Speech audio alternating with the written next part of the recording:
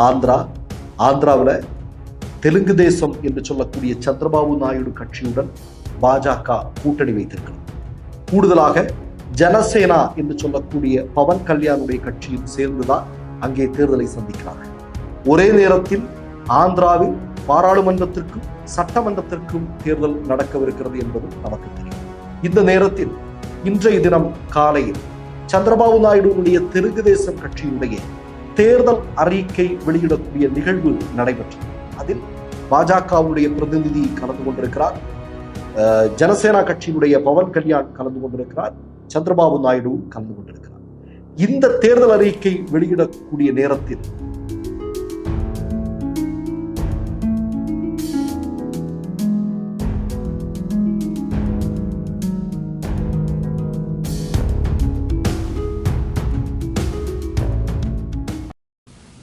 வணக்கம். பாஜக கூட்டணியில் பிளவு ஏற்பட்டிருக்கிறது. மூன்றாம் கட்ட தேர்தல் நடக்கவிருக்கக்கூடிய இந்த நேரத்தில் மோடியினுடைய கூட்டணியிலிருந்து ஒரு கட்சி விலகவிருப்பதாக தற்போதைய சில காட்சிகள் உணர்த்தியிருக்கின்றன. அதை பற்றி பார்ப்பதற்கு முன்னால் இழப்பதற்கென்று நம்மிடம் எதுவும் இல்லை, அடிமை சங்கிலியை தவிர. உலக தொழிலாளர்கள் அனைவருக்கும் மே தின நல்வாழ்த்துக்கள். உங்களுக்கெல்லாம் நன்றாக தெரியும், ஆந்திராவில் தெலுங்கு தேசம் என்று சொல்லக்கூடிய சந்திரபாபு நாயுடு கட்சியுடன் பாஜக கூட்டணி வைத்திருக்கிறது. கூடுதலாக ஜனசேனா என்று சொல்லக்கூடிய பவன் கல்யாணுடைய கட்சியும் சேர்ந்துதான் அங்கே தேர்தலை சந்திக்கிறார்கள். ஒரே நேரத்தில் ஆந்திராவில் பாராளுமன்றத்திற்கும் சட்டமன்றத்திற்கும் தேர்தல் நடக்கவிருக்கிறது என்பது நமக்கு தெரியும். இந்த நேரத்தில் இன்றைய தினம் காலையில் சந்திரபாபு நாயுடுடைய தெலுங்கு தேசம் கட்சியுடைய தேர்தல் அறிக்கை வெளியிடக்கூடிய நிகழ்வு நடைபெற்றது.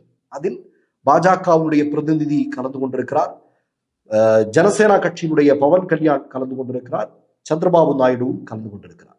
இந்த தேர்தல் அறிக்கை வெளியிடக்கூடிய நேரத்தில் அந்த தேர்தல் அறிக்கையை கையில் வாங்காமல் அதை புறந்தள்ளி இருக்கிறார் பாஜகவுடைய பிரதிநிதி. அவருடைய பெயர் சித்தார் சிங்.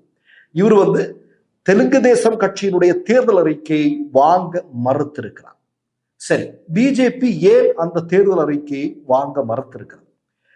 தெலுங்கு தேசம் கட்சியினுடைய தேர்தல் அறிக்கையில மிக முக்கியமாக, இந்தியா என்பது ஒரு மதச்சார்பற்ற நாடு இல்லையா?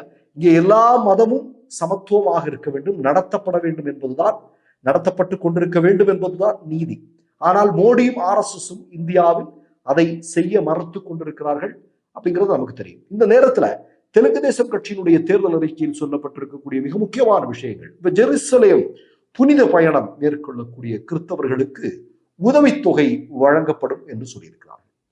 ஹஜ் பயணம் மேற்கொள்ளக்கூடிய முஸ்லிம்களுக்கு 1 லட்சம் ரூபாய் வழங்கப்படும் என்று சொல்லப்பட்டிருக்கிறது. கூடுதலாக நீங்கள் பார்த்தீர்களானால் தமிழ்நாட்டில் நம்முடைய முதல்வர் மு.க. ஸ்டாலின் தலைமையிலான திராவிட மாடல் அரசு பல்வேறு நலத்திட்டங்களை கொண்டு வந்தார்கள் அல்லவா? அதுல பலவற்றை தெலுங்கு தேசம் கட்சியும் அவர்களுடைய தேர்தல் அறிக்கையில் கொண்டு வந்து சேர்த்திருக்கிறார்கள். இலவச பேருந்து பயணம், மகளிருக்கான உரிமை தொகை 1000 ரூபாய், சிலிண்டர் ஒரு வருடத்திற்கு 3 சிலிண்டர் இலவசமாக வழங்கப்படும் என்பதுதான். இதெல்லாம் பாஜக எப்படி இதை ஏற்றுக்கொள்ளும்? அதாவது அங்க இருக்கக்கூடிய இந்துக்களும் முஸ்லிம்களும் கிறிஸ்தவர்களும் எல்லோரும் ஒரே விதத்தில் ஒரே மாதிரியாக நடத்தப்பட வேண்டும், சமத்துவமான முறையில் நடத்தப்பட வேண்டும் என்பதுதான் அவர்களுடைய திட்டமாக இருக்கிறது, தெலுங்கு தேசம் கட்சியினுடைய திட்டமாக இருக்கிறது. ஏன்னா நீங்க நார்த்ல வட இந்தியாவில் சங்கபரிவார கும்பல் நடத்தி கொண்டிருக்கக்கூடிய அரசியல தென்னிந்தியாவில் நடத்தினா அது நடக்காது. ஏன்னா இது திராவிட மண் இல்லையா? இப்ப ஆந்திராவாகட்டும் அல்லது கர்நாடகமாகட்டும் கேரளாவாகட்டும் தமிழ்நாடாகட்டும், இது திராவிட மண். இங்கே சங்கபரிவாரங்களுடைய சூழ்ச்சி அரசியல் ஒருபோதும் விலை போகாது என்பது தெரியும். அதனால இங்க இருக்கக்கூடிய அரசியல் கட்சிகளும் என்ன பண்ணுவாங்க அப்படின்னா, சமத்துவத்திற்கான சமூக நீதிக்கான தேர்தல் அறிக்கைகளைத்தான் அவர்கள் வழக்கமாக தயாரிப்பது என்பது வழக்கம். இப்ப இதை ஏற்றுக்கொள்வதற்கு சங்கபரிவார கும்பல்களுக்கு பிரச்சனையா இருக்கு. அதனாலதான் அந்த தேர்தல் அறிக்கையை வாங்க கூட மறுத்திருக்கிறார் பாஜகவுடைய பிரதிநிதி. ஏற்கனவே சங்கபரிவாரங்களுடைய நிலைமை என்ன உங்களுக்கு நல்லா தெரியும். சங்கபரிவாரங்களோடு பலகாலமாக கூட்டணியில் இருந்த சிரோன்மணி அகாலிதள் எங்கள் கட்சியை காப்பாற்ற வேண்டுமானால் பாஜகவோடு இனி ஒருபோதும் கூட்டணியை வைக்கக்கூடாது என்ற முடிவெடுத்திருக்கிறார்கள் என்பது நமக்கு தெரியும். ஒடிசாவில் நவீன் பட்நாயக்கனுடைய கட்சி தேர்தல் துவங்கக்கூடிய நேரத்திலே தெளிவா சொல்லிட்டாங்க, உனக்கு வேணா ஒரு சீட்டு தர 2 சீட்டு தர, அதை வாங்கிட்டு போ, இல்லாம இருந்தா நீ கிளம்பிடு அப்படின்னு சொல்லிட்டு பாஜகவை கழட்டி விட்டார்கள். மோடி கெஞ்சி கூத்தாடிய பிறகும் கூட கூட்டணி கட்சிகளாக இவர்களோடு யாரும் இல்லை. இவர்களோடு இப்ப கூட்டணியில் இருக்கிறது யாரு? கட்சிகளாக நீங்கள் பார்த்தீர்களாக சிவசேனாவை உடைத்து எடுக்கப்பட்ட ஒரு கட்சியை கூட்டணியில் வைத்திருக்கிறார். என்சிபியை உடைத்து எடுக்கப்பட்ட ஒரு கட்சி. பணம், ஈடி, அதிகாரம் இவற்றை வைத்து இந்தியாவில் இருக்கக்கூடிய மாநில கட்சிகளை உடைத்து தங்கள் பக்கம் கொண்டு போய் நிறுத்தி இருக்கக்கூடிய சாதனையைத்தான் மோடி செய்திருக்கிறார் என்பது நமக்கு தெரியும். அதனால இப்ப என்னன்னா, மோடியினுடைய கட்சி தோல்வியினுடைய உச்சத்தில் இருக்கிறார்கள். அந்த நேரத்துல என்ன அப்படின்னா, இந்த முஸ்லிம்களுக்கும் கிறிஸ்தவர்களுக்கும் இந்துக்களுக்கும் சம அளவிலான நலத்திட்டங்களை நாங்கள் வழங்குவோம் என்கிற ஒரு தேர்தல் அறிக்கையை சங்கபரிவார கும்பல் அக்செப்ட் பண்ணிட்டாங்க அப்படின்னா, இன்னைக்கு ராஜஸ்தான்ல போய் மோடி பேசிட்டு இருக்காரு இல்லையா? என்ன பேசுறாரு மோடி? பேசுவது என்ன? அதாவது காங்கிரஸ் கட்சி ஆட்சி பொறுப்பிற்கு வந்தால் இங்க இருக்கக்கூடிய இந்து சகோதரர்களுடைய நிலைமையெல்லாம் பிரச்சனை ஆயிரும், இந்துக்களுடைய சொத்துக்களை எல்லாம் தூக்கி கொடுத்துருவாங்க, இந்து பெண்களுடைய தாலி கூட அறுக்கப்படும் அப்படிங்கிற மாதிரியான விதத்துல விஷத்தை கக்கி இருக்கிறார் மோடி இல்லையா? அப்ப நீ தெலுங்கு தேசம் வெளியிட்டு இருக்கக்கூடிய அறிக்கையில முஸ்லீம்களும் இந்துக்களும் இங்க எல்லாரும் ஒண்ணுதான், எல்லாருக்குமான நலத்திட்டங்களும் இதுல இருக்கு அப்படிங்கிற தேர்தல் அறிக்கை வாங்கினா நார்த்ல உடனே இது பிரச்சாரத்திற்கு மேற்கொள்ளும். பாருங்களேன், வட இந்திய அரசியலும் தென்னிந்திய அரசியலும் எப்படி இருக்கிறது என்பதை பாருங்க. ஏன் தென்னிந்தியாவில் சங்கபரிவார கும்பல் அவர்களுடைய திட்டங்கள் எதுவுமே செயல்படுத்த முடியாமல் திணறிக் கொண்டிருக்கிறார்கள் என்றால், இந்த மண் சமூக நீதி மண். இங்க இருக்கக்கூடிய மகான்கள், இதற்கு முன்னால் வாழ்ந்த பெரியவர்கள் அப்படிப்பட்ட விதைகளை விதைத்து சென்றிருக்கிறார்கள். ஆனா நீங்க வட இந்தியாவில் அப்படி இல்லை. வட இந்தியாவில் அந்த பிரச்சனைகள் இருக்கு. ஒரு பெரியார் மாதிரியான ஒரு நபர் வட இந்தியாவில் பிறந்திருந்தால் நம்முடைய தலைவிதியே வேற மாதிரி இருந்தது.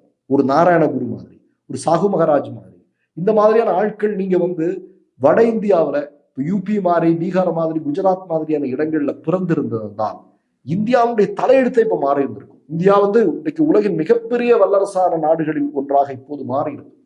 ஆனால் சங்கபரிவார கும்பல் என்ன அப்படின்னா, மீண்டும் மீண்டும் இந்தியாவை ஒரு 1000-1500 வருடங்கள் பின்னோக்கி செல்வதற்கான எல்லா ஏற்பாடுகளையும் செய்து கொண்டிருக்கிறார்கள். இப்ப கூட ஒரு சமீபத்தில் செய்தி வந்திருக்கு, 12,000 வருட வரலாற்றை நாங்கள் எழுத போறோம் அப்படின்னு RSS காரன் சொல்லிட்டு இருக்கான். உனக்கு என்னடா வரலாறு இருக்கு? உனக்கு என்ன வரலாறு இருக்கு? உனக்கு கைபர் போலன் கணவாய் வழியாக இந்தியாவில் வந்தவர்களுக்கு என்ன வரலாறு இருக்க முடியும் இல்லையா? அதான் ஏற்கனவே வரலாறு எழுதி இருக்கிறது. இந்தியாவுடைய வரலாறு என்பது திராவிட வரலாறு தான். சிந்துவெளி நாகரிகம்ங்கிறது திராவிட நாகரிகம் இல்லையா? அதை எல்லாரும் இர்பான் ஹபீப் எழுதியிருக்கிறாரு, சர்மா எழுதியிருக்கிறாரு, ரொமிலா தாப்பர் எழுதியிருக்கிறாங்க இல்லையா? நிறைய எக்கச்சக்கமான அறிஞர்கள் அதை பத்தி எல்லாம் தெளிவாக எழுதிட்டாங்க. இனி நீ என்ன எழுத போற? என்ன எழுத போறானுங்க அப்படின்னா, உலகத்திலே பெரிய மொழி எங்க மொழி? சமஸ்கிருதம் மொழி தான் அப்படின்னு எழுத போறாங்க. அதே மாதிரி நீங்க பாத்தீங்கன்னா, எங்க நாகரிகம் அது ஆரியர்கள் நாகரிகம் தான் இந்தியாவுடைய நாகரிகம்னு எழுத போறாங்க. இப்ப இதுக்காக எல்லாம் தென்னிந்தியா இதையெல்லாம் நம்ப மறுக்குது. இதை உள்ள விடாம தடுக்கிறதுக்கான முயற்சிகள் இருக்குது. அது பாஜகவோட கூட்டணி வச்சா கூட அந்த கட்சி இதையெல்லாம் உடைக்குது. இதுதான் சங்கபரிவாரங்களுக்கு பிரச்சனையாக இருக்கிறது. மேலும் ஒரு கட்சி பாஜகவை விட்டு விலக நினைக்கிறது என்பதை நினைக்கும் போது மிகுந்த மகிழ்ச்சி. அது தேர்தலிலும் பிரதிபலிக்கட்டும். மற்றொரு நிகழ்வில் சந்திப்போம். நன்றி, வணக்கம். மை நேம் இஸ் ரெட் சேனலை சப்ஸ்கிரைப் பண்ணிக்கோங்க. அதுக்கப்புறமா பக்கத்துல இருக்கிற ஜாயின் பட்டனை கிளிக் பண்ணீங்கன்னா ஒரு நியூ பேஜ் ஒன்று ஓப்பன் ஆகும். அதுலயும் ஜாயின் பட்டனே கிளிக் பண்ணிக்கோங்க. அதுல பாத்தீங்கன்னா credit card, debit card options இருக்கு. இதுல உங்களுக்கு விசா, மாஸ்டர் கார்டு, ரிப்பே அப்படின்னு 3 ஆப்ஷன்ஸ் கொடுத்துருக்காங்க. அதுல நீங்க எந்த கார்டு சூஸ் பண்றீங்களோ அந்த கார்டோட நம்பர் என்டர் பண்ணிக்கோங்க. அப்புறமா கார்டோட வேலிடிட்டி மந்த் அண்ட் இயரை டைப் பண்ணிக்கோங்க. அடுத்தபடியா உங்க கார்டோட பின்னால CVC கோடுன்னு சொல்லிட்டு 3 நம்பர்ஸ் கொடுத்துருப்பாங்க. அந்த நம்பரை இதுல என்டர் பண்ணிக்கோங்க. அப்புறமா அட்ரஸ் அண்ட் இன்ஃபர்மேஷன் என்டர் பண்ணிட்டு பைங்கிற பட்டனை கிளிக் பண்ணிக்கோங்க. ஒருவேளை உங்க கார்டு நம்பர் இன்வாலிட்னு காமிச்சிச்சுன்னா உங்க கார்டுல இன்டர்நேஷனல் யூசேஜை எனேபிள் பண்ணுங்க.